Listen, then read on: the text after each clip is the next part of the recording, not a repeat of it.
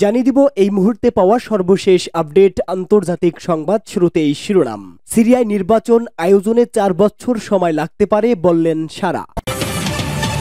পরেই জানাবো গাজার স্বাস্থ্য কেন্দ্রের উপর ইসরায়েলি হামলা বন্ধ করতে দ্রুত ব্যবস্থা নিতে জাতিসংঘের প্রতি ইরানের আহ্বান। এরপরেই থাকবে এবার যুক্তরাষ্ট্রকে কড়া হুঁশিয়ারি রাশিয়ার। এরপরেই থাকবে ইউক্রেনকে বিপর্যয়ের দিকে নিয়ে যাচ্ছে জেলেনস্কি, স্লোভাকিয়ার প্রধানমন্ত্রীর মন্তব্য। এবং সর্বশেষ জানিয়ে দিব বিমান বিধ্বস্তের আগে যে বার্তা দিয়েছিলেন ভেতরে থাকা যাত্রী। এতক্ষণ শুনছিলেন সংবাদ শিরোনাম, এবারে বিস্তারিত। তবে তার আগে প্রতিদিনের আপডেট আন্তর্জাতিক সংবাদ সবার আগে পেতে ভিডিওটিতে একটি লাইক দিয়ে চ্যানেলটি সাবস্ক্রাইব করার অনুরোধ রইল। সিরিয়ায় নির্বাচন আয়োজনে 4 বছর সময় লাগতে পারে বললেন সারা।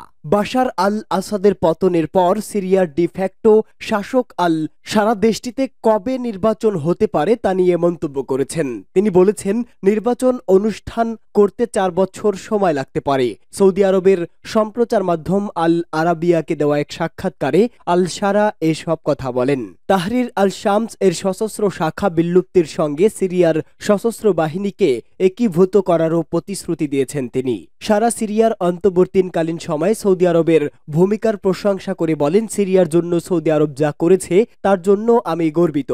সিরিয়ার ভবিষ্যতে সৌদি আরবের বড় ভূমিকা রয়েছে। তিনি বলেন, সিরিয়ার স্বাধীনতা আগামী 50 বছরের জন্য পুরো অঞ্চল এবং উপসাগরীয় অঞ্চলের নিরাপত্তা নিশ্চিত করবে। ইরান ও রাশিয়া প্রসঙ্গে তিনি বলেন, আমরা চাই না রাশিয়া সিরিয়ার সঙ্গে তার সম্পর্ক থেকে অনুপযুক্ত উপায়ে বেরিয়ে যাক, আর ইরানের উচিত ছিল সিরিয়ার জনগণের পক্ষ নেওয়া। আল সারা জানিয়েছে তারা ইতোমধ্যেই একটি জাতীয় সংলাপ সম্মেলনে হায়াত তাহরি আশ-শাম বিলুপ্ত করার ঘোষণা দিয়েছেন। গাজা স্বাস্থ্য কেন্দ্রের উপর ইসরায়েলি হামলা বন্ধ করতে দ্রুত ব্যবস্থা নিন জাতিসংঘের প্রতি ইরানের আহ্বান। ফিলিস্তিনের অবরুদ্ধ গাজা উপত্যকার স্বাস্থ্য কেন্দ্রগুলোর উপর ইহুদিবাদী ইসরায়েলের হামলা বন্ধ করতে জাতিসংঘের প্রতি জোরালো আহ্বান জানিয়েছে ইসলামী প্রজাতন্ত্র ইরান। জাতিসংঘ মহাসচিব অ্যান্তোনিও গুতেরেসকে লেখা এক চিঠিতে ইরানের স্বাস্থ্যকর্মী মোহাম্মদ রেজা জাফার কান্দি এই আহ্বান জানান। ইসরায়েল গত বছরের অক্টোবর থেকে গাজার হাসপাতাল ও স্বাস্থ্য কেন্দ্রের উপর হামলা চালিয়ে আসছে এবং সর্বশেষ উত্তর গাজার কামাল আদওয়ান হাসপাতালে ভয়াবহ বর্বরতা চালিয়েছে। ওই দিন ইসরায়েলি বাহিনী শত শত রোগী এবং আশ্রয় গ্রহণকারী ফিলিস্তিনিকে হাসপাতাল থেকে বেরিয়ে যাওয়া নির্দেশ দেয় এবং হাসপাতালটিতে আগুন ধরিয়ে দেয়। এরপর গতকাল দখলদার বাহিনী হাসপাতালের পরিচালক হোসাম আবু সাফিয়া এবং কয়েকজন কর্মীকে আটক করে। ইহুদিবাদী ইসরায়েলের এই বর্বরতার কঠোর নিন্দা জানিয়েছেন ইরানি স্বাস্থ্যমন্ত্রী। জাতিসংঘ মহাসচিবকে লেখা চিঠিতে জাফার কান্দি বলেন, ইহুদিবাদী ইসরায়েলের অব্যাহত হামলা আন্তর্জাতিক সমস্ত আইন ও চুক্তির চরম লঙ্ঘন। কিন্তু আন্তর্জাতিক সংস্থাগুলো ইসরায়েলের এই হামলার বিরোধিতা কার্যকর কোনো পদক্ষেপ নিতে কিংবা কোনো প্রতিক্রিয়া জানাতে ব্যর্থ হয়েছে। এ অবস্থায় ইসরায়েলের বিরুদ্ধে শক্ত অবস্থান গ্রহণের জন্য তিনি জাতিসংঘ মহাসচিবের প্রতি জোরালো আহ্বান জানান। যুক্তরাষ্ট্রকে হুঁশিয়ারি রাশিয়ার। সম্ভাব্য পারমাণবিক পরীক্ষা নিয়ে যুক্তরাষ্ট্রকে হুঁশিয়ারি করল রাশিয়া। রুশ উপপররাষ্ট্রমন্ত্রী সের্গেই রিয়ারকভ বলেছে, মস্কো ও পারমাণবিক পরীক্ষার সম্ভাব্য পদক্ষেপের পুরো পরিসর বিবেচনা করছে। নবনির্বাচিত মার্কিন প্রেসিডেন্ট ডোনাল্ড ট্রাম্পকে উদ্দেশ্য করে এমন সতর্ক বার্তা দিয়েছেন তিনি। খবর রয়টার্সের। পাল্টাপাল্টি হামলায় বহু ভয়াবহ আকার ধারণ করেছে রাশিয়া ও ইউক্রেন যুদ্ধ। বিভিন্ন অঞ্চলে একে অপরকে লক্ষ্য করে ব্যাপক হামলা চালাচ্ছে সেনারা। এরই ধারাবাহিকতায় ইউক্রেনের দৈনস্ক একটি বহুতল ভবনে রুশ বাহিনীর ড্রোন হামলায় হতাহত হয় কয়েকজন। দেশটির জাপোরিঝিয়া একটি শিল্প অঞ্চলেও এদিন হামলা চালায় পুতিন বাহিনী। একই সঙ্গে স্থল অভিযান চালিয়ে নতুন নতুন বসতি দখলও অব্যাহত রয়েছে তাদের। রুশ সেনাদের হামলা রুখতে তৎপর জেলেনস্কি বাহিনীও। রাশিয়ার ছোড়া বেশ কয়েকটি ড্রোন ভূপাতিত করার দাবি করেছে কিয়েভ। একই দিন রাশিয়ার সেনাদের অবস্থান লক্ষ্য করে পাল্টা ব্যাপক ড্রোন হামলাও চালিয়েছে ইউক্রেন। তাদের হামলায় জাপোরিঝিয়ায় কয়েকজন রুশ সেনা ক্যাপ্টেন নিহত হয়েছেন বলে খবর পাওয়া গেছে। রাশিয়ার সঙ্গে ইউক্রেনের যুদ্ধক্ষেত্রে উত্তর কোরিয়ার সেনারা ব্যাপক প্রাণহানির মুখোমুখি হয়েছে বলে জানিয়েছে হোয়াইট হাউস। গত সপ্তাহে শুধু রাশিয়ার কুরস্ক অঞ্চলে 1000-এর বেশিও উত্তর কোরিয়ার সেনা নিহত বা আহত হয়েছেন বলে জানিয়েছে হোয়াইট হাউসের মুখপাত্র জন কির্বি। এমন পরিস্থিতিতে নবনির্বাচিত মার্কিন প্রেসিডেন্টকে পারমাণবিক পারমাণবিক অস্ত্র পরীক্ষার বিষয়ে কঠোর বার্তা দিয়েছে রাশিয়া।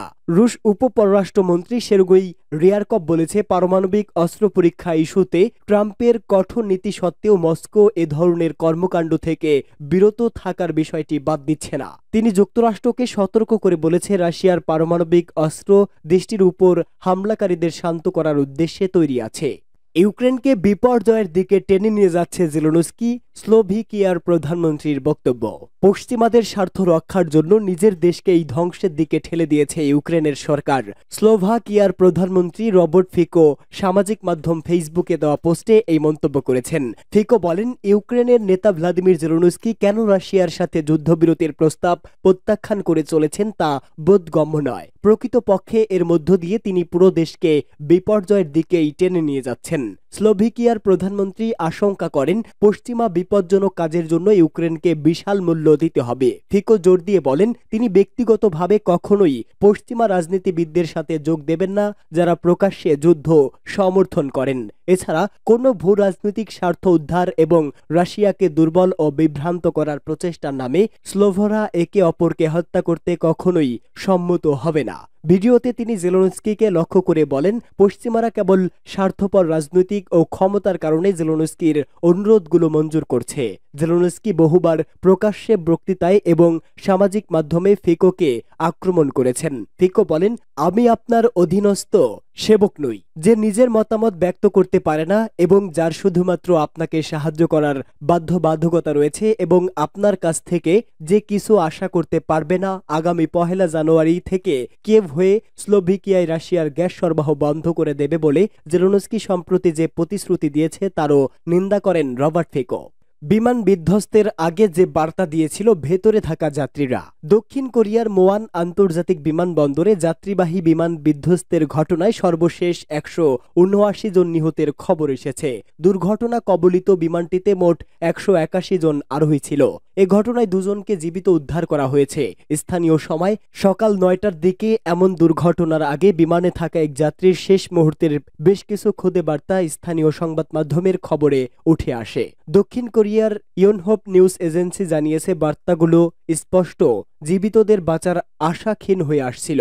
বিমানবন্দরে অপেক্ষামান এক যাত্রীর আত্মীয় স্থানীয় নিউজ ওয়ানকে বলেন, বিমানে থাকা আমার পরিবারের সদস্যের কাছ থেকে বিমানে ঘটা সমস্যা নিয়ে একটি বার্তা পাই, কিন্তু তারপর থেকে আমি তাদের সঙ্গে আর কোনো যোগাযোগ করতে পারছি না। দেখা গেছে ওই যাত্রী সকাল 9টায় খুদে বার্তা পাঠান, একটি পাখি বিমানের ডানায় আটকে আছে, আমরা অবতরণ করতে পারছি না। অপেক্ষামান যাত্রীর আত্মীয় বিস্তারিত জানতে চাইলে তিনি 1 মিনিট পর উত্তর দেয়, এখনই আমি কি শেষ বার্তাটি রেখে যাব? এরপর থেকে যোগাযোগ বিচ্ছিন্ন হয়ে যায়। সিউল থেকে আল জাজিরার প্রতিবেদক ম্যাকব্রাইট বলেন, ল্যান্ডিং গিয়ারের কোনো ত্রুটি ছিল বলে মনে হচ্ছে। গণমাধ্যমে আসা ছবিতে বিমানটিকে পেটের উপর ভর দিয়ে অবতরণ করতে দেখা গেছে। প্রথমে রানওয়ে বরাবর পিছলে যায়, এরপর বড় ধরনের বিস্ফোরণ ঘটে। ওয়ানহোপ নিউজ এজেন্সি জানিয়েছে, বিমানবন্দরে অবতরণের চেষ্টা করার সময় পাখির সংস্পর্শে আসার ফলে ল্যান্ডিং গিয়ারের ত্রুটি দেখা যায়। এই দুর্ঘটনা ঘটেছে বলে ধারণা করা হচ্ছে। দক্ষিণ কোরিয়ার পরিবহন মন্ত্রণালয়ের বিমান চলাচল বিভাগের এক কর্মকর্তা জানিয়েছে, পাখির আঘাতের কারণে এমনটি হতে পারে, তবে এখনও কারণ যাচাই করা সম্ভব হয়নি। দক্ষিণ কোরিয়ার ভারপ্রাপ্ত প্রেসিডেন্ট চোয়াং সাং মুক মোয়ান বিমানবন্দরে উদ্ধার অভিযানের সর্বাত্মক প্রচেষ্টার নির্দেশ দিয়েছেন। তিনি বলেন, সংশ্লিষ্ট সব সংস্থার কর্মীদের একত্রিত করতে হবে। 2005 সালে প্রতিষ্ঠিত দক্ষিণ কোরিয়ার অন্যতম কম খরচের বিমান সংস্থা জেচু এয়ার আজকের দুর্ঘটনার জন্য ক্ষমা চেয়েছে।